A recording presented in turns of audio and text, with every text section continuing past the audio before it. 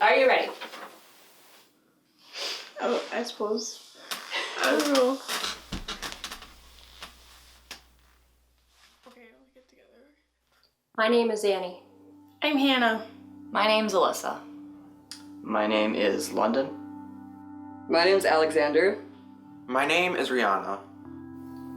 And I'm gay. I don't really like to identify with a sexuality, but if I had to pick one, I would consider myself a bisexual, demisexual. I think right now that I'm bisexual, but I'm really not sure at this point in my life. I identify as bisexual. I identify as transgender and male. I am transgender and I identify as a straight woman.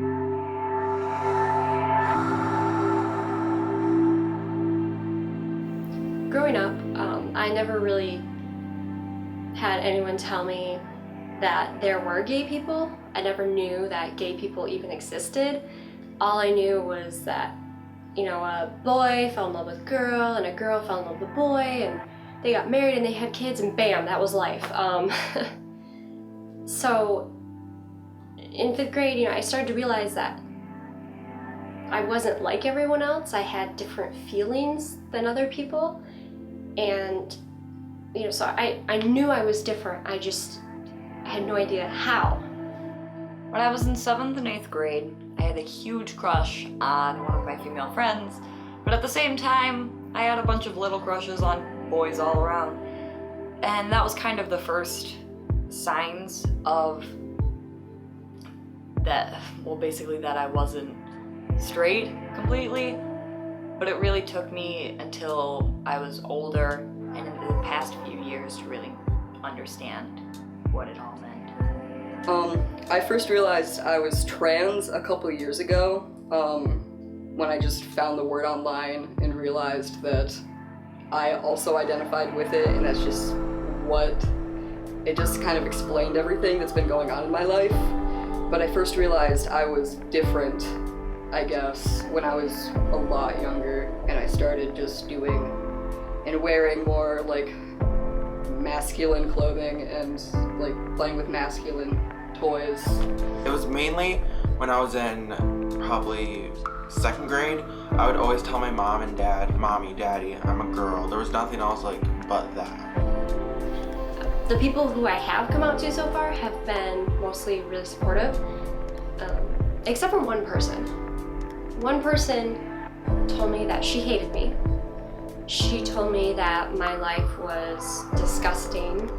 She called me a pervert, a freak, a monster. A monster is the one she used the most. And what's even worse about that is that that person was me. I would say the hardest part about being not the norm or whatever is that I was worried about what my family would say and how they would feel about it. I've never heard any hateful comments directed specifically at me. I have lived around a family who's extremely hateful toward the LGBT plus community, so growing up and hearing that sort of thing really made me feel insecure about who I was and about the way I felt, and that those feelings weren't real, they didn't exist, and if I just push them down long enough, they'll go away. But they don't go away, and it was hard coming out to that side of the family, but it's definitely worth it. After my family member tried to change me with books, it really drove my self-confidence down.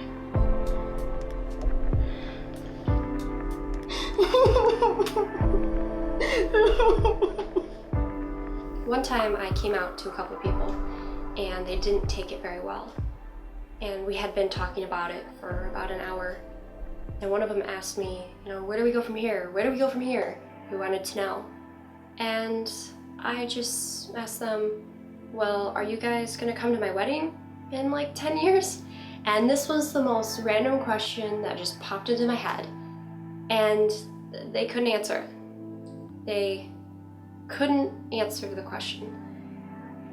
But if I had to give them an answer, if I had to assume what their answer was, it would be no. We're not coming to your wedding.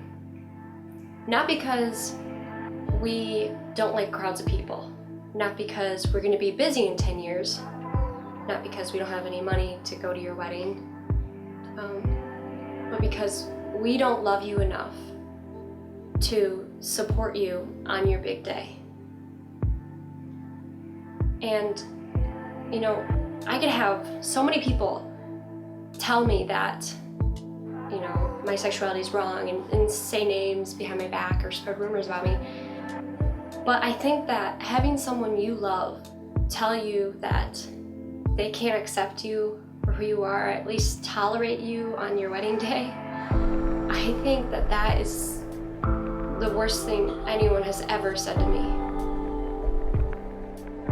Coming out is like walking into the sunlight for the first time. It's like seeing something amazing and just not being able to handle all of it at once, but you have to. It's overwhelming, but overall it's such an amazing thing. It's hard, but the aftermath is so much better than being in the closet. It's great. I just want to tell trans people that you shouldn't care about what other people think, and it's gonna be okay. And like, no matter how long the wait is for transitioning, no matter what kind of part you are at in your transition, either like starting hormones or just coming out, it goes a lot faster than you think, and it's all worth the wait. Most people don't think being bisexual is a real thing. It's kind of a gray area between being straight and being gay, and so neither one of those sides really take us that seriously, even though it's a completely valid sexual orientation.